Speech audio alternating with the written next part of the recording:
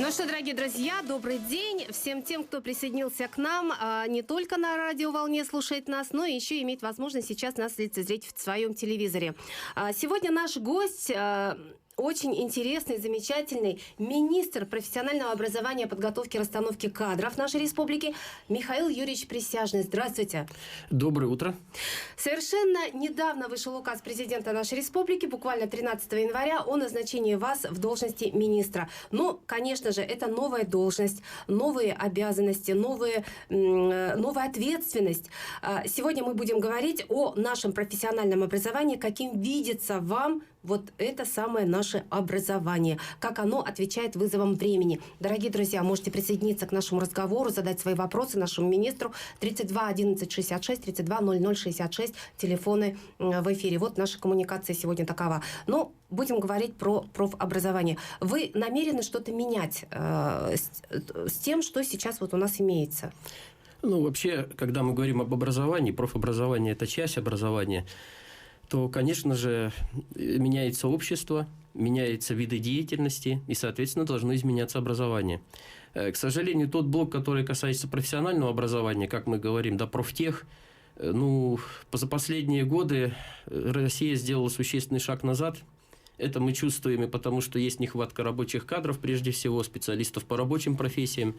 И Республика Саха-Якутия, которая сейчас на очередном витке, да, реализации крупных проектов развития, конечно же, должна обратить внимание на изменения этой системы. И, конечно же, профтехобразование, оно меняется, потому что изменилась и законодательная база, и люди изменились. Мы помним, как в свое время в высшем образовании было удивительно видеть, например, возрастных студентов, когда появлялись студенты с детьми. Или студенты под 30 лет, которые приходили получать высшее образование. Это было удивительным моментом. Сейчас этим никого не удивишь. То же самое сейчас мы должны говорить о тех людях, которые являются рабочими, потому что в течение жизни они тоже должны менять свою специальность. Есть такая возможность, есть необходимость. Государство в этом заинтересовано и поддерживает. То есть вы намерены полностью, очень, многосторонне, вдумчиво реализовывать закон об образовании, который предполагает образовательную, среду. Человек, только что родившийся, буквально с пеленок, и буквально до 3-го возраста он постоянно чему-то учится, образовывается для того, чтобы, чтобы жить, чтобы... Значит, термин Triple-L, да, Long Life Learning, он, конечно, сейчас уже реализуется на практике. И, конечно, очень важно именно выстраивание индивидуальной траектории обучения. Ведь мы прекрасно понимаем, что профессиональные компетенции должны друг друга дополнять. Они должны модифицироваться и друг друга дополнять в течение жизни. Потому что именно это даст возможность быть востребованным на рынке труда и получать адекватную своим способностям и знаниям заработную плату. То есть, дорогие друзья, вот сейчас рушится вообще та модель, когда вот человек, нас учили мамы, да, вот давай учись хорошенечко, потом пойдешь в институт, закончишь, и все, и будет тебе, как говорится, манна небесная. Да. А нет. Учиться нужно постоянно и всегда. Закончил ты институт, и что? Не получился из тебя хороший экономист. Придется, значит, как-то или, может быть, не нравится тебе эта работа. И вот в предпенсионном возрасте люди некоторые говорят и задумываются, а может вообще к черту поменять все и устроить свою жизнь совершенно, как говорится, раз, допустим, был экономистом, а стал бульдозеристом. Такое возможно? Да, действительно, в обществе, особенно у старшего поколения, традиционно систему профтехобразования называют ремеслухой, да, как ремесленное училище. Действительно, было как? Родители детям давали наставления. Если ты обучишься этому ремеслу, то ты проживешь, ты сможешь себя в течение жизни прокормить. Сейчас это не так. То есть нужно в течение жизни себя менять.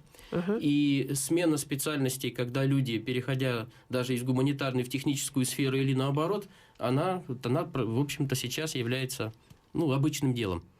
Здравствуйте. Здравствуйте. Будьте добры. Здравствуйте. Я поздравляю Михаила Юрьевича с назначением на должность министра. Михаил Юрьевич работал в нашем университете несколько десятков лет, тем более на должности руководящего проектора более 2 десятков лет. Спасибо большое. Михаил Юрьевич, вот я, это Пантелеймон Романович. Да, я узнаю Пантелеймон Романович по голосу, да. Ага. Значит, вы знаете, сферу моих научных интересов – это инклюзивное образование. И вот я хотел бы прийти к вам на прием, когда это возможно, именно поговорить о внедрении инклюзивного образования именно в системе СПО. И еще, значит, вот конкретный пример я хотел бы привести. В конце 90-х годов незрячие люди получали у нас в Якутии специальность массажиста. Как раз вот в медицинском училище открывали такую специальность, но потом ее закрыли. А массажиста вот для незрячего молодого человека это самая ходовая специальность. Вот даже конкретный пример. Пожалуйста, вот обратите на это внимание, чтобы медучилище все-таки открыли такую специальность. Ну и вообще вот по другим вопросам инклюзивного образования, как попасть к вам на прием? Ну, во-первых, я бы хотел сказать, что Пантелеймон Романович Егоров – это уникальный человек для республики, для системы образования, потому что он и сам смог преодолеть некое ограничение, связанное с состоянием его здоровья, да. Ну, и он помогает действительно очень многим ребятам, жителям республики, у которых есть ограничения по выбору специальностей, по выбору места обучения, все-таки прийти и получить образование, получить диплом, который дальше им позволит в жизни определиться и зарабатывать деньги самому. Ну и если возможно, Пантелеймон Иванович, в понедельник, вот следующий понедельник, который будет, я буду готов вас принять в 10 часов утра. Пожалуйста, подходите. Ну, а вообще вот такое образование в республике, насколько я помню, у нас, по-моему, его и никогда и не было. Ну, или, во всяком случае, как-то вот очень в небольших таких микро каких-то вот дозах, как бы, да? Ну да, вообще в целом в Российской Федерации отношение к людям с ограничением по здоровью, оно не очень хорошее. Сейчас, конечно, есть всего несколько вузов на всю страну, причем они находятся в центре. Но, слава богу, ситуация меняется. То есть, наряду вот то, что мы говорим, пандусы и прочее, конечно, создаются условия для тех, у кого, например, ограничения по слуху, у кого ограничения по зрению. Почему? Потому что приходят нам на помощь новые информационные технологии. То есть, все то, что касается использования компьютерной техники, клавиатуры, которая озвучивает задания, которая позволяет многократно прокручивать учебный материал и также общаться с преподавателем. Вот это позволяет. Ну и кроме того, вузы в законодательном порядке теперь в правилах приема они прописывают механизм поступления. То есть, например, люди с ограничением по здоровью, они могут поступать в вуз, используя ассистента. А у нас вот все-таки какие-то курсы, может быть, вот как вот сказали сейчас? Ну, вообще, учебный центр «Толбон», вот, который возглавляет Пантелеймон Романович, он много лет проводит курсы, которые именно готовят людей с ограничениями по здоровью к учебе. То, что касается медицинского училища, это очень хорошее предложение, мы его обсудим. Потому что действительно массаж это даже не ремесло, это все-таки профессия, которая позволяет хорошо себя обеспечить и чувствовать уверенно. Ну хорошо, давайте вернемся к бульдозеристам, экономистам. Можно ли, вот как-то закроем этот вопрос, да? То есть в любое время, дорогие друзья, есть возможность переучиться, да? Ну правильно? Да, то есть иногда нужно себя все-таки воспринимать снова начинающим в чем-либо. То есть ты приходишь и осваиваешь какой-то уровень образования заново. То есть, по сути, да, ты окончил школу, это, собственно говоря, базовый уровень, откуда можно идти и выбирать до своей дороги. Если ты выбрал одну дорогу, поработал на ней, скажем, 5-7 лет, почувствовал, что у тебя дальше нет возможностей развития или смещаются интересы, значит, ты можешь отступить назад и снова на своей базе своего школьного образования поступить, например, в учреждение среднего профобразования республики. И уже выбрать, например, рабочую специальность или же пройти курсы повышения квалификации по рабочим профессиям. То есть переподготовка, она будет как-то превалировать или как? Да, статус меняется. Людей... То есть то, что в законе об образовании, вы правильно указали, закон об образовании, он изменил уровни, ступени образования. Теперь нет начального профобразования. Но есть вот рабочие профессии. Например, у нас в республике по 77 профессиям ведется подготовка. Туда, естественно, можно прийти, имея аттестат школьный. Так что, дорогие друзья, вот есть такая возможность, оказывается. Многие, может быть, об этом даже и не знают, и не слышали об этом. И не задумываются. На самом деле, это и как раз возможность для жителей республики получить те рабочие места, занять которые создаются в связи с новыми проектами. Ну, то есть для начала, наверное, нужно ознакомиться с рынком труда, ведь у нас сейчас, по-моему, уровень безработицы довольно-таки уже несколько лет как бы держится примерно вот в пределах 7%. Даже чуть больше, да. То есть мы, конечно, может быть, на фоне других регионов, субъектов Дальнего Востока выглядим чуть успешнее, но есть очень большие различия внутри республики. То есть уровень безработицы около 7%, это правильно, но в ряде сельских районов, ну, например, вот Горный, Намский, они у нас одни из лидеров, около 15% составляет безработица. И, кстати, вот были 2 недели тому назад, мы выезжали под руководством Петра Николаевича Алексеева, зампреда правительства, по 5-летию года села в Горный Улус. В основном было посвящено сельскому хозяйству. Но люди свой первый вопрос задали мне в связи с тем, что они считают, что, конечно же, занятости способствует образование. То есть, чтобы где-то приступить к работе, нужно получить соответствующую квалификацию. Ну и в конце концов, где-то вот достичь успеха в той же сельской отрасли, да, в сельскохозяйственной, нужно какие-то иметь начальные, не просто вот как деды меня учили, как говорится, да, это вот заповеди, так сказать, 19 века, ну и, в общем, накопленного опыта, багажа. Конечно, это важно, но в то же время нужно как-то, наверное, какие-то технологии сегодняшние, да, внедрять их как-то, чтобы добиться каких-то больших, как говорится, ну, весомых, так сказать, результатов выбранной, так сказать, ниши. Ну да, сельское хозяйство для республики остается очень важной отраслью. Хорошо, что у нас есть ряд агротехникумов, лицеев. Ну и, конечно, мы очень тесно взаимодействуем с Министерством образования республики, потому что целый ряд агрошкол во многих улусах республики успешно работает. Это профориентация. То есть и агрошколы получают технику самую современную, и трактора, и все остальное. И то же самое очень хорошо оборудован ряд новых училищ, которые были построены за последние годы. Но вот мне кажется, все-таки все равно вот этот уровень безработицы, который у нас есть, это отчасти и от того, отголосок того, что у нас нет какой-то вот такой вот планомерной, что ли, работы по профориентации. То есть с самого начала, когда ребенок еще учится в школе, чтобы он имел представление, что в какой области ему все-таки лучше трудиться. Вот в этом плане, как вы хотели бы взаимодействовать в будущем с учебными заведениями, со школой, с той же, ну или даже, может, с детским садом? Ну, вот что касается профориентации, она, конечно, призвана, в общем-то, приводить к профессиональной мобильности. Профессиональная мобильность – это когда люди из поколения в поколение, может быть, оставаясь примерно на одной территории, в одной сфере деятельности, все же меняют занятость, меняют свои виды деятельности. Ну и, конечно, профориентация, она должна все-таки ментально подготовить людей к транспортной мобильности, то есть к перемещению в пространстве, чтобы можно было работать. Ну, не секрет, что последние годы есть ряд успехов, особенно в Вилюйской группе улусов, когда жители села, они хорошо заняты в промышленности, в том же самом Накыне, например, работают бульдозеристами, водителями так называемой малой вахты. И вот мы сейчас с Минобром продумываем все-таки инструмент профориентационной работы. Минобр в конце прошлого года запустил проект, это профориентационный портал республики, который мы будем вместе с ними наполнять. То есть там будут профессиограммы, будет очень хорошо разъяснено, какие профессии, к чему они приводят, где это потом занятость в пределах, скажем, республики, в пределах Дальнего Востока, куда можно будет потом поехать с вот этим дипломом, с этими знаниями работать. Ну, и еще вот такой вот вопрос, да, при прежнем министре была такая работа, как бы, начата по укрупнению, что ли, вот этих вот заведений учебных с тем, чтобы как-то оптимизировать деятельность, оптимизировать затраты, как бы. Вот эта работа, она будет как-то продолжена или, может быть, немножко поясните как-то? Ну, понимаете, что образование – это очень сложная система. Та работа, которая была начата, она была в основном связана с тем, что не во всех учреждениях удалось сохранить хорошую материально-техническую базу и хороший кадровый потенциал и связь с работодателями. Это было, поэтому частично, конечно, этому способствовало создание филиалов, когда к более сильному учреждению присоединяли более крупный. Это то, что было в системе высшего образования последние 10 лет, в системе ВПО.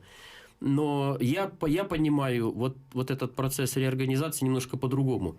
Я прежде всего хочу обратить внимание на модернизацию методической службы работы министерства, чего не было ряд лет, потому что нужно менять стандарты обучения, нужно делать так, чтобы появлялись образовательные программы. То есть, собственно, учреждение может выжить, когда есть привлекательная образовательная программа, которая понятна родителям и детям, и которая понятна работодателям. И еще один тренд такой, да, который наметился вообще в мире, наверное, вот в связи с образованием, как вот насколько и у нас тоже это, оказывается, можно уже наблюдать. Недавно открылся на базе промышленного техникума кластер с ювелирами. Вот можно рассказать об этом, когда обучение и уже работа над, как говорится, над продуктом, который уже можно, как говорится, ну, как говорили, придумать в голове замысел, отработать и уже, как сказать, вот на витрину, пожалуйста. Пришла дама, выбрала и купила. Ну да, всего неделя прошла с того момента, как мы открыли этот кластер на базе промышленного техникума. На самом деле это один из механизмов модернизации, потому что кластеры, они открываются, значит, не просто на базе хороших учреждений, но они открываются прежде всего на базе другого содержания подготовки, содержания образования. Почему? Потому что оно базируется на том, что мы внедряем стандарты WorldSkills. Это новая тенденция, к которой Россия, слава богу, что присоединилась с опозданием на несколько десятков лет. То есть это особые требования к подготовке рабочих. И мастеров вот эти своего дела. Мастеров своего дела, где все прописано, где понятно, и при переезде из страны в страну, при переходе из одной компании в другую, ты четко знаешь, каким стандартам ты минимально должен соответствовать. И вот эти стандарты WorldSkills мы сейчас внедряем прежде всего в учебные планы, в рабочие программы, в стандарты подготовки. И вот промышленный техникум, он стал базовым у нас по той компетенции, которая относится к гранильному делу. И, конечно, и там несколько инноваций на базе промышленного техника. Это сам, прежде всего, кластер по огранке, где самое современное оборудование, куда приходят мастера, работающие непосредственно на предприятиях, на мелких заводах. И мы видим с вами, что республика за чуть больше, чем 20 лет, по сути, создала на пустом месте новую отрасль. Если раньше у нас этой отрасли не было, то начиная с 1992 года мы с вами потихонечку стали не просто добывать алмазы и продавать их за пределы, но мы стали их огранять на своих предприятиях. И это дало занятость, это дало доходы. Ну и еще один момент, это, конечно, касающийся того, что на базе промышленного техникума приобретается самое современное оборудование, касающееся дизайна. Там открыт, например, коворкинг-центр, куда могут приходить начинающие ювелиры, начинающие дизайнеры, начинающие специалисты, в том числе и в области веб-дизайна. Ну и студенты. И студенты, да. Ну и, конечно, заинтересованность такая. Вот тенденция ряда последних лет в системе ВПО была... То есть единомышленники собрались в одном месте? Единомышленники, да. И задача, чтобы за период обучения, в период прохождения производственной практики, они не просто нашли рабочее место, но, может быть, даже открыли свое собственное предприятие, чтобы могли потом трудоустроить себя и выпускников своего же образовательного учреждения. Скажите, такие коворкинг-центры, они будут вот не только с промышленностью связаны? Я всегда вот говорю про меха. Мы вроде бы как бы по определению в морозы, ну, у нас морозы, да, начиная с октября, заканчивая маем, ходим в мехах. Но почему-то не мы, мировая империя по мехам, по моде и так далее. Мы все глядим куда-то там, куда-то туда, вот на запад. А почему не мы становимся? Ну, может быть, пора уже как-то заявить о себе. У нас ведь тоже есть мастерицы такие высочайшего класса, которые могли бы сказать свое последнее веское слово в этом, так сказать, направлении. Да, мировая конкуренция, она очень тяжелая. Вот как в сфере, например, огранки, очень сложно пробиваться. Но ведь мы же здесь как-то закрепились. Сделали, но в сфере дизайна вот как раз студенты промышленного техникума, они жаловались, да, то есть они что-то придумывают новое, и это многими компаниями, в том числе теми же китайскими, оно штампуется. Они фотографируют, говорят, какие вы молодцы, вручают диплом и начинают это штамповать. То, что касается сферы мехового дела, да, производства вот, каких-то изделий на основе наших натуральных материалов, то, конечно, есть, например, колледж технологии и дизайна, где очень творческие ребята делают очень интересные изделия. Но вот здесь общая проблема для системы профтехобразования, которая сложилась в последние годы. Слабая связь образовательных учреждений с работодателями, с реальным производством. Почему затухала система профтехобразования, хотя там люди стараются, преданные своему делу люди, но если нет этой отрасли хозяйства, то, к сожалению, и нет связки применению сразу знаний. То есть мы поэтому вот создание кластеров, оно ведь базируется на взаимодействии с предприятиями. То есть кластер создается не просто образовательное учреждение, а к нему привязывается 2-3 крупных товаропроизводителя.